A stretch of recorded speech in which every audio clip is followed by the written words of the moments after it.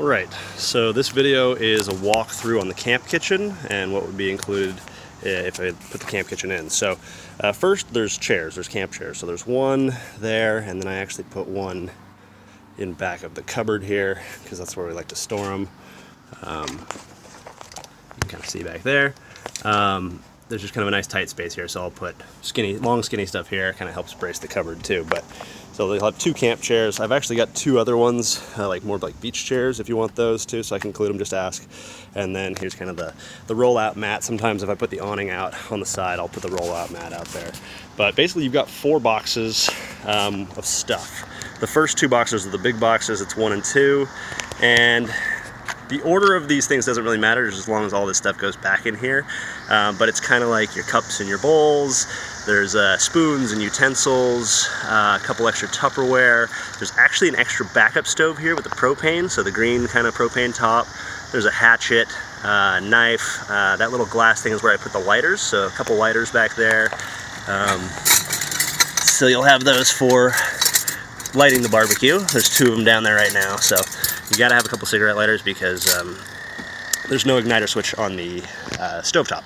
So kind of box number 2 is like more of the plates and bowls. A lot of people actually just like buy their own plates and then they'll leave them, so there's actually a few like cups and stuff that people have left. But there's a coffee kit in here, kind of some basic spices, salt and pepper. I'll give you a little olive oil, just the basics to get going. Coffee kit, I think there might even be hot chocolate. Yeah, there's hot chocolate in there. French press, couple coffee cups, as well as the coffee mugs. Little egg holder if you need that. Couple wine glasses, some storage bags, that kind of thing. So just kind of your basics, but it should cover pretty much everything. And 4 people should be able to eat. I think there's only like 2 bowls and like 3 mugs or whatever, but it's pretty close. Box 3 over here is basically just a cleaning kit. So just keep some rags in there, maybe some extra paper towels. There's jumper cables. There's a tarp if it's raining and you need to put that up. There's a funnel in case you need to replace any of the fluids, which you should not. Some cleaning solution. And then inside this bag is basically a cleaning kit with like a vacuum and more rags and soap and that kind of thing. Sorry about the shaky right here.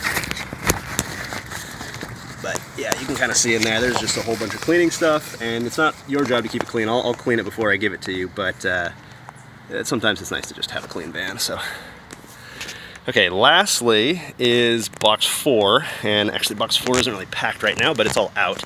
So what it is it's the cast iron, so it's the heaviest box.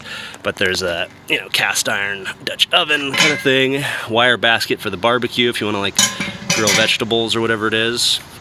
Couple skillets, and a couple frying pans.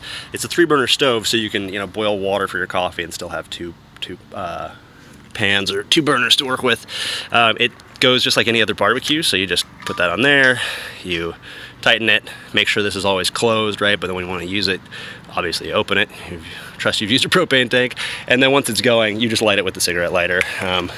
You kind of have to move all the stuff, obviously, but yeah, just light those little things, and then you're good to go. So that's pretty much the camp kitchen. Usually I'll put all this into box 4, and then with all the 2 smaller boxes, you can actually fit them in the cupboard, and then kind of secure them with this cargo net here, which isn't the best, but it works. And then the other thing is the water tank. So basically the water tank is hooked up via this green extension cord that goes to the inverter kind of down below there.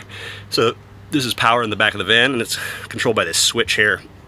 So generally the switch is just connected to this little pump that I have kind of in this little water tank. This water tank can just be filled up with a hose. You can pull it out of here if there's like campsite or whatever. So pretty easy to fill up. And then basically just hit on. You can hear the pump going. And then here's the nozzle, and if it's closed, it's not really gonna move through, but if you open it, it'll give you a little bit. It's actually, the pressure's not very much, but it's enough to like wash dishes, wash your hands or whatever. So, and then when you're done, you can close the nozzle, you can turn off the power, and then generally what I like to do is not keep water in the line, so I'll just like open it back up and then hold it up, and then all the water will drain back into the tank. Once it's out of the line, just close it back up, make sure you're off. Don't want to leave this thing on, it can cause a mess. And then just kind of coil it back up. Nothing fancy, but you know, if you want to just rinse off after you get out of the ocean or wash some dishes, don't drink out of this water because it'll sit for a long period of time, but it's good enough to wash stuff off. So that's pretty much it. Usually keep a little brush and like half a broom back here just to kind of sweep up if I need to. And yeah, that's pretty much the camp kitchen. If you need to, I'll always give you the van charged, but if the battery gets super low, you just plug in the old extension cord. You can actually grab the green one from inside and use that and hook up to shore power, charge yourself back up. But don't leave it on more than it needs to be. You just need to get it to 100 and pull it. You don't want to just leave it on like overnight or multiple days or whatever. It's not good for it. So anyway, that is that. So 4 boxes.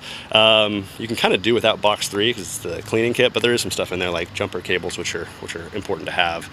And the last thing I guess would be when we put all this stuff back in, I'll put the like the propane tank back in, and everything just really needs to be tied down very well. The biggest problem you'll have in the van is that things aren't tied down great and things will just move around. So in particular, if you have a dog or something or precious cargo in the back, you just want everything really tight. So I'll leave you with a bag of straps and bungee cords, things that you can tie extra stuff with.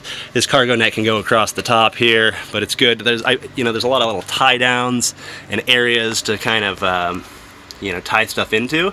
So just be wary of things moving around. That's going to be your biggest issue. So as long as you tie stuff down and it's good, then you should be all right. And just packing strategically does a lot to help too.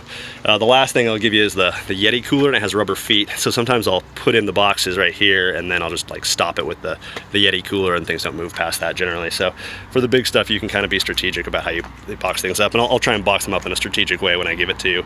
But yeah, that's it. That's the camp kitchen. So enjoy. It's nice to have 3 burners because then you can really make a feast. So, oh, and the propane tank is just a standard one, so it should be coming full or near full, but if you run out, you can always just get one at like any gas station, so it's kind of nice. All right, that's it. Bye.